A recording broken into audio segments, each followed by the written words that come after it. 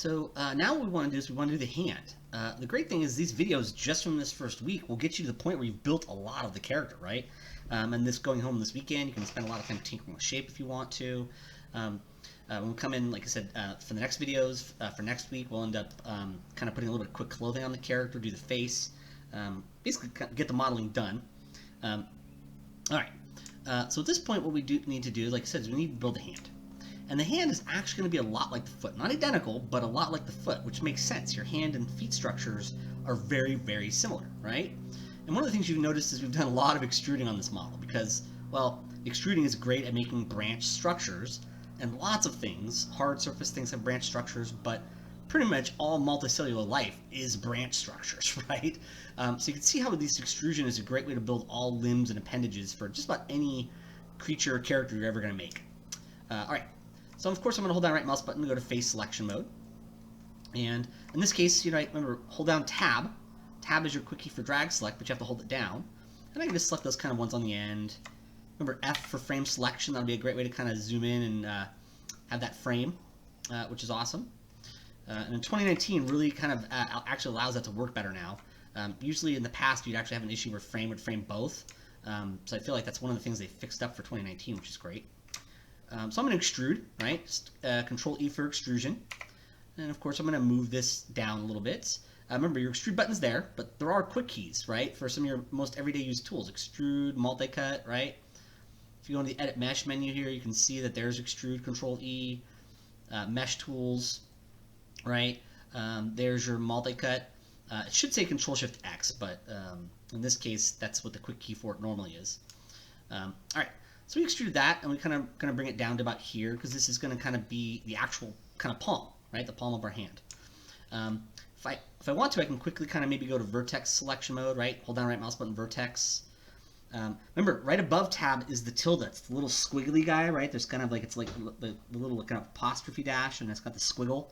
It's the key right above tab and right next to 1, right? That's called tilde. And that's your quick key for your tweak tool, right? So if you hold that down, much like drag, you just kind of tweak without having to kind of turn the tweak tool on, right? If you hold down tilde, it's on. Now remember, there are buttons here, so you can just kind of turn it on, leave it on if you want to, right? So that way you don't have to hold down the quick key. You don't have to use the tweak tool, but I personally love it. It's one of my favorite tools. Pretty common, right? 3D Studio Max has a version of this, although you have to kind of turn on a couple things for it. Blender has a pretty easy version to use of it. Modo does as well. So at the end of the day, remember, this stuff actually works in all software, right? The software really, at the end of the day, doesn't matter that much, right? It's understanding what your tools do and what good edge loops look like. Eventually, you guys will do a lot more where you block in a ZBrush and then retopo. Like I said, we'll talk about that next week when I actually show you the retopo tools. But we're just doing a little tweaking, just to kind of straighten that up a little bit, right? You don't want your wrist to kind of look like that. That's weird. So you kind of just move a little bit of stuff around to tweak. In this case, you see vertexes was actually a good selection type to work from with that. All right, so in this case, I'm going to turn pick marquee back on, and I'm going to hold down right mouse button so I can go to face selection mode, right? So hold down right mouse button like we've been doing for the whole semester, right? Hold down right mouse button, face. And what I'm going to do is I'm going to select this face, and then remember, shift, of course, adds. Remember, you could always use drag select if you wanted to as well. I love drag select also, but sometimes you don't need to. Sometimes it's overkill. But I just want to select those two faces on just this one side, right? Kind of where the thumb's going to be. And so I'm going to extrude those, right? Extrude. Remember, Control E is the quick key for that. W for move, and I'm just going to kind of view move it out. Now, believe it or not, this extrusion is not the thumb. I know it's the thumb, but that would be the most gigantic thumb ever. No, this is actually to make more of the hand, right? One of the things you noticed about the hand before I did that extrusion is that we had 4 polygons, but not really the 4 polygons you would need for an actual normal hand, right? So we need to do, much like we did for our toes, right? We kind of did that extrusion along the side and back for a foot. That gave us toes 4 and 5. We're doing something similar, except we, of course, don't have a heel to wrap around to give us, our 3rd and our 4th fingers, right? So right now we've got 3. We actually have a total of 6, but 3 kind of this direction, which is what we want. So I go to the other side, right? And I select the same 2 on the other side. So you see how it's kind of the mirror image? 2 here that we extruded out, and then 2 here. And we're going to extrude those. Remember, Control E is the quick key for extrude. I can just switch to W for move and then just use my view move, right? Remember, middle mouse button will do whatever the last selected manipulator was, right? So if I select the blue, you notice how it only moves along the blue. So the middle mouse button, I think would be it's kind of cool that it does that, right? But you have to keep in mind it is the last selected manipulator, right? And now you'll see that we actually have, if I hold down tab for drag select, you'll see there's now 4 polygons wide here. There's actually 8, but we're going to take care of these bottom 4 later on. In fact, it's going to be kind of, out of those 8 that are there, it's going to be these top rows, right? And you'll notice kind of these 3 stars right here, right? Remember, a star is a vertex, right? And how many edges it has coming out of it, so it makes it a 3-star. In this case, there's a vertex right here, and there's 3 edges coming out of it. 3 stars are pretty natural to have in areas. 5 stars are natural in certain areas, right? 5 stars are kind of naturally there when you branch model stuff, when you box model things, right? You just don't want your model made of stars, right? Stars are like n-gons, right? Actually, they're a little bit more friendly than n-gons, and you naturally have them in certain areas, right? Whereas n-gons really should just be on, you know, things like a wall, right, that you're bullying to, right? That's where n-gons should be at. So keep that in mind, right, that you're going to have some stars naturally. The bigger the star, the more likely it'll cause problems, like an n-gon, right? The more complicated that vertex is, the more edges it has coming out, the more likely it'll be harder to get the shape you want. The more likely when you go to animate, it'll do weird pinching and weird deformation because there's just too much going to one vertex. So the bigger the star, the worse the star usually is. Instances where you can have giant stars, tops of cylinders, tops of spheres, where there's naturally just a big star there, right? If you kind of look at the top of a cylinder or sphere, you have a giant star there. Those tend to be the areas where they're fairly acceptable. Usually we try to keep them at 5 stars or below. That doesn't mean there aren't exceptions where a 6-star would be okay. Oftentimes in between the fingers or toes you can have 6 stars, particularly if you have polygons all right next to each other. Overall, you'll see the shapes. It's still pretty easy to shape with them. They'll still deform pretty well. So stars are one of those things where it's like an n-gon, right? In certain instances, you can use them. It's all about predictability, right? The bigger the star, the less predictable it is in terms of how you're going to use the shape and how it's going to deform, and it starts to become a problem. All right. So, yeah. So kind of these 3 stars can be guides, right? So there's a 3-star there. There's a 3-star there. There's a 3-star there. There's a 3-star there. Right there, right?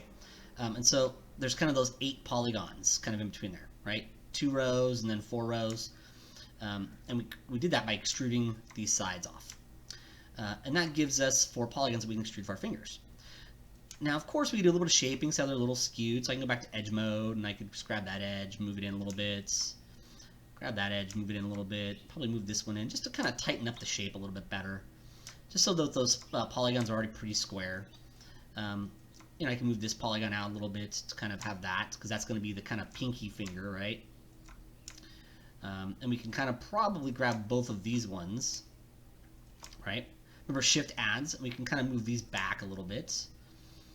And we can just kind of slowly make little adjustments just to kind of get these kind of in better position for our extrusions, right? Because that polygon's going to be for this one, that polygon's going to be for that one. All right, so let's actually do these 2 main fingers, and then we'll do the thumb in a little bit. So I'm going to hold down right mouse button and go to face mode, and I'm going to grab that face, right? So see how it's just one polygon, right? And it's kind of on this kind of top row of the 8, right? There's 4 here, 4 here. It's kind of this top row. And we're going to extrude, right? So we'll just extrude it. Hit W for move, and we can kind of bring this out. Now, could you extrude and then extrude and then extrude? Yes, that is honestly legitimate.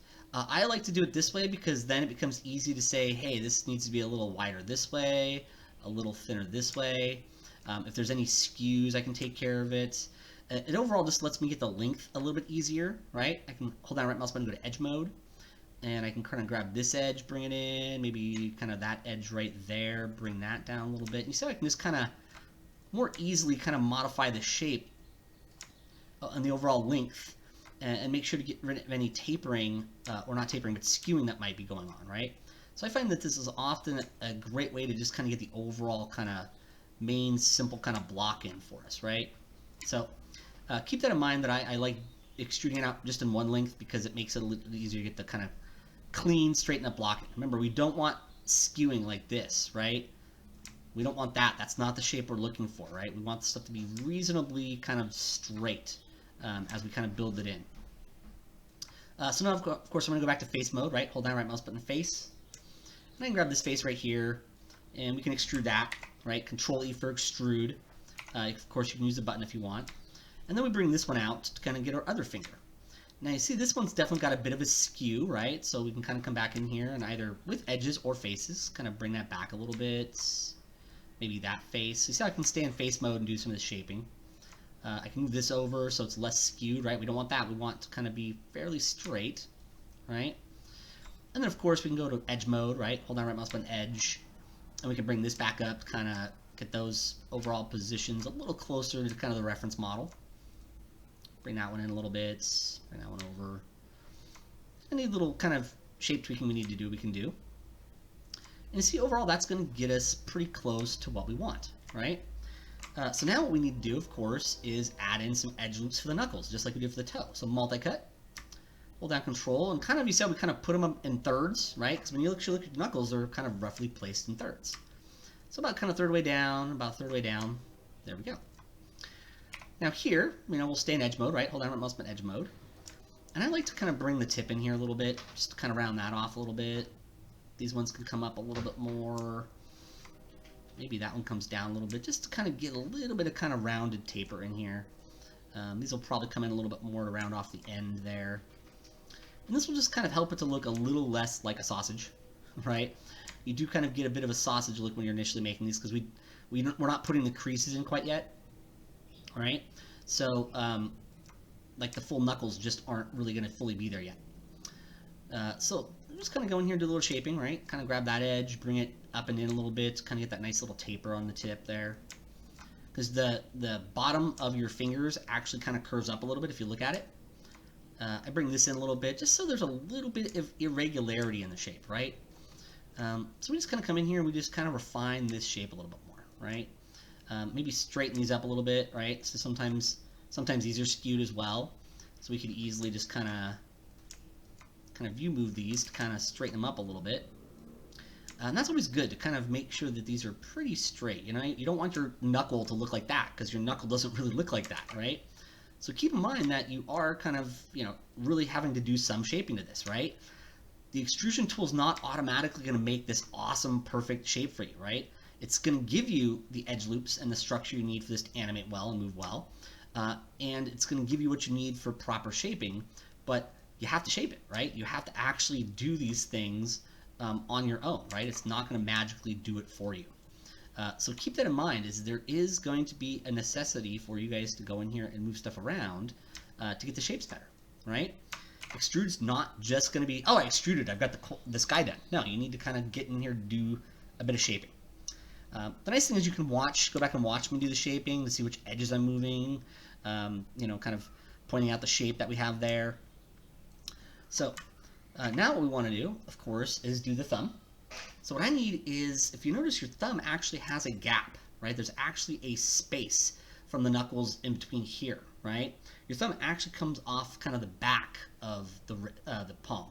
So I'm going to go to multi-cut, and I'm going to put an edge loop kind of right through the middle there. It's not going to be exactly in the middle, but just kind of roughly through the middle. So I just go to multi-cut, and I add an edge loop through there. Now we can go back to face selection mode, right? Hold down right mouse button, face. And I'm going to select this face, right? Because we want this gap, right? We want there to be a space between the knuckles and the fingers and the thumb. And if you actually look on your hand, you'll see there is that big gap. But also your thumb, you'll notice, doesn't really come out exactly from the side, right? It actually comes kind of out and down a little bit. And so I can go in here and kind of do a little bit of shaping on these to just kind of get a little bit more of kind of the palm shape we might want, right? So remember, you can always go back in and shape a little bit. But it was really kind of this face that we want to do for the extrusion, right? So kind of that second row back should touch kind of that 3-star right there. But it's also not going to be on the same row as the fingers. See how the kind of fingers are on that top row? This thumb's actually going to be on kind of that bottom row, right? So it's kind of offset by 1. And then, of course, we extrude that. That was a shocker, right? That we were going to extrude that. And, of course, we can hit E for view rotate. Just kind of rotate that thumb a little bit. Move it out here to kind of get it overall placed kind of where we want it to be. If we need to do any little straightening up, we can. There we go. And then, of course, we can go to multi-cut. Now, your thumb really only kind of has one knuckle because kind of it goes into the rest of the hand. So we only need to put it in one edge loop to kind of give that little kind of knuckle shape there. And then, of course, we can go back to edge mode. Kind of do a little bit of view moving just to kind of get that shape a little bit closer. Remember, you can use your tweak tool as well.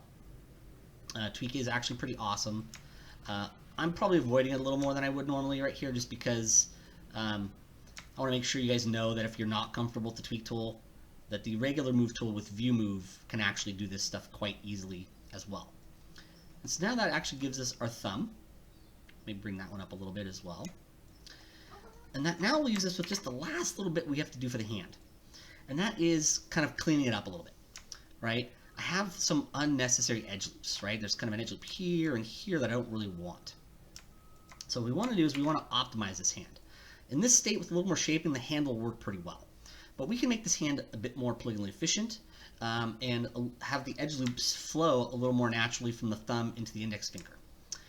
So what I'm going to do is I'm going to double click, right, this edge loop right here, right? There's kind of this little edge loop, right? Kind of see how it's kind of on that edge loop. That's kind of the bottom part of the 4 we didn't extrude for the fingers, right?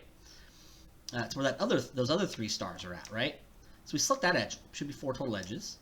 And of course, remember, Control Delete, right? That is in the Edit Mesh menu, right? Delete Edge Vertex, Control Delete. That'll take that edge loop out and its vertices. And the cool thing is you see how that kind of simplified that shape? But you also see we kind of have a little bit of a bulge right here as well, right? There's kind of these 2 edges right here that are part of that extrusion that we did to create the pinky, right? And they're in between these 2 3 stars also, right? So we'll do Control Delete on those.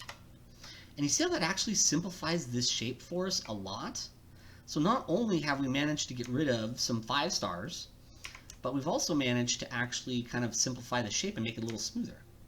This does leave us with a couple of problems though. There's actually a triangle here, right? So if I go to face mode, so there's a triangle there, there's a triangle there, and there's also kind of these 2 triangles right here, right? So the way we get rid of these 2 triangles is actually quite easy. We just go to edge selection, right? Hold down right mouse button, edge, and we can just select this kind of little edge loop, right? These 2 edges in between the triangles, right? So they kind of go from this 5 star to this 5 star, and we Control Delete those. And now you see we've actually managed to minimize, I'm going to bring that out a little bit, we've actually managed to minimize this structure a lot, right? So that's one of these really cool things about this method and technique is that you'll find it makes it really efficient, right? We have less polygons, we have less unnecessary stars, right? This does still leave us though with this triangle and this one. And what we're going to do is I'm going to show you a new tool. And this tool is going to allow us to move this triangle to here, kind of the middle finger row. And it's going to allow us to move this triangle to kind of the top of the index finger. And they're actually going to meet up, kind of like the diagonal triangles here, and that's going to allow us to get rid of them. So how do we use this tool? Well, whenever you see that continue thing, I'm just Control S to save, right?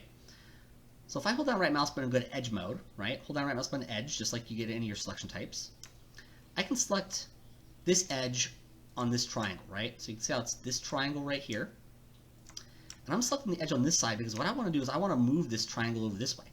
So if you select the edge on the side of the triangle, you can actually move the triangle over.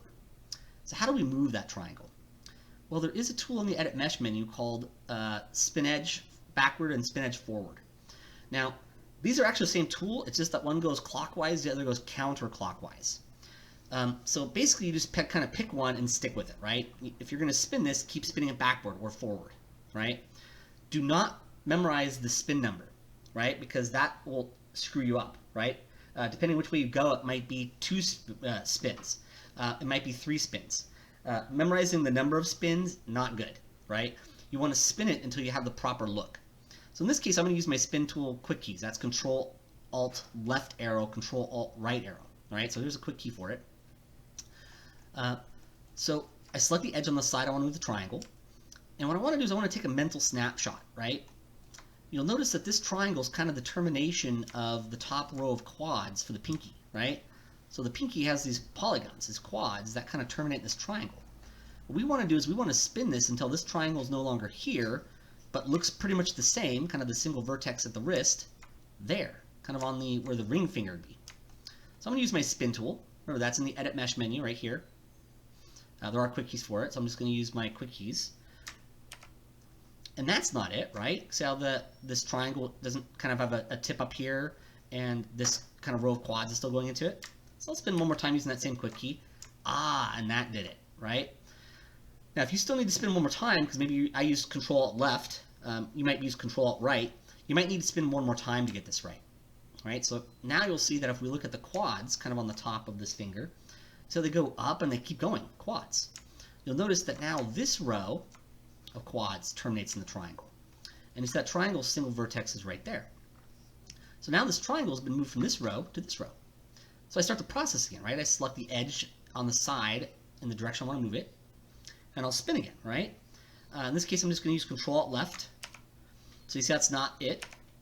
That's it. Right? And you see if I go again, you see how it gives me a different configuration? And if I keep going, you see how it takes me back to the start?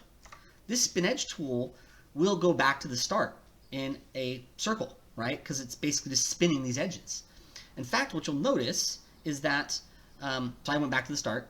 I'll do it again here in a second. You'll notice what this does is it doesn't create any new edges. It doesn't create any new vertices or polygons, right? You have a triangle and a quad here. You'll still have a triangle and a quad when you're done. This doesn't create anything new. It just takes this edge and it just tries to connect it in different configurations to the vertices that already exist or are being shared between this quad and triangle.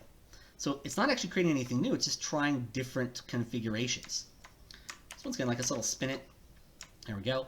And now you'll see that this row now goes all quads. And we can see that triangle has the single vertex kind of at the wrist. And it's kind of going the middle finger, right, where the middle finger could be, if we wanted to have one, that quad row goes there. So that's actually good for that one, right? Now what we want to do is we want to spin this triangle, right, because there is a triangle here as well, kind of in between the thumb and the index finger. So I'm going to go to edge selection mode, right, hold down right mouse button edge, select this edge right here, because I want to move this triangle this direction. So that's the reason I select this edge, because I want to move to here, and then I'll move it to here. So that, once again, like I said, you don't memorize the number of smooths. You just want to make sure that this triangle will kind of be connected there, right? So I'll spin this one. That's not it. That's it, right? Because now you can kind of see the triangles kind of on this row. Also, if it's been done right, you will now notice that I can actually go and select all quads on the side of the index finger, right? So you see how the side of the index finger, I can select quads, and I can keep going, right? All these quads in the same row into the thumb. You'll notice that that actually mimics the thumb edge loop structure better. You know, so there's kind of a little bit of kind of almost webbing your thumb has, right? That indicates that there's kind of a bit of a muscle structure and kind of a skin loop structure that joins the index finger to the actual thumb. And by actually spinning this triangle up to here, that creates that. In fact, that's what this actual tool exists for, right? The actual spin edge tool exists to do exactly that, right? It allows you to change the edge loop flow, right? I just happen to know it also lets me move triangles. But really, it was built to allow you to kind of spin an edge to have a different configuration so that you can change your edge loop flow. So the spin edge tool is great because it's allowing us to move these triangles so we can get them meet and get rid of them, but it also really allowed us to get a better edge loop flow through here, right? Remember, when we're building characters, creatures, we're trying to mimic the kind of edge loop flow that the muscle and bone structures and skin structures create, right? So that's going to be more accurate between the index finger and the thumb. Now this triangle, though, is still here, right? It's just kind of one up right there. So we need to move it over one more time so that's kind of on the top. So I go to edge mode, right? Hold down, mouse button edge selection. Select that edge. And we're going to spin again, right? And in this case, I want the single vertex, right, to always be pointing down now, right? The single vertex for this triangle pointed up, kind of towards the wrist arm. These ones should point down kind of towards the fingertips. So I'll spin this again. And now you'll see kind of that the triangle's one more over, right? In fact, you can notice that if I go to face mode and I hold down tab, you see how kind of the top of the index finger's quads kind of all flow into one, right? So those are all quads. That's what we're looking for. And in fact, you'll now notice that there is two triangles touching just like they were kind of down here earlier, which means that I can go to edge mode and I can select these two edges, right, kind of in between these complicated stars, right through the triangles, Control Delete to take them out. And now you'll see that we can, if we want to, tweak that vertex over a little bit, bring this one over a little bit, and you see how we can kind of refine that shape a little bit better. There we go. And you see how those flows are actually meeting and working quite well now, right? The last thing I like to do is get rid of this 3-star, right? So there's a 3-star here. So what I do is I select the edge in between this 3-star and this 5-star right here, right? This 5-star. So I select that edge, and I want to spin that one out also. Now what I want is I want kind of two triangles that look like they're quads. So I'm going to spin, and that actually gave it to me right there. But if I do the other spin direction, right, it can create this. And you see how those two kind of what look like triangles are actually quads. This kind of look like a big triangle. That's not what we want. And see how that spin created kind of a weird kind of pull through here, and there's a big 6-star right there? We don't want that. So we want to keep spinning until we get something like this, right? And you'll notice this only has 3 configurations, right? It goes back to start there. It has that one, which is not what we want, and it has that one, which we do want, right? Because now you'll see that the top quads for the index finger flow perfectly through here, and we have what is actually 2 quads, right? But they look like triangles, making a quad. So if I delete one of those edges, that's now quads. And you see we've gotten rid of stars that we didn't need. And this now actually makes a really clean and really polygonally efficient hand. And we can keep refining the shape a little bit, right? So I can kind of bring some of these out a little bit, just to kind of refine that palm shape a little bit more if we want. And that is how you can build a pretty good hand. And the neat thing is you actually have also seen the spin edge tool, right? It's a little tricky, but with these videos, it shouldn't be too hard to kind of follow along and do it. But there is your hand. And that'll be a great place to stop this video.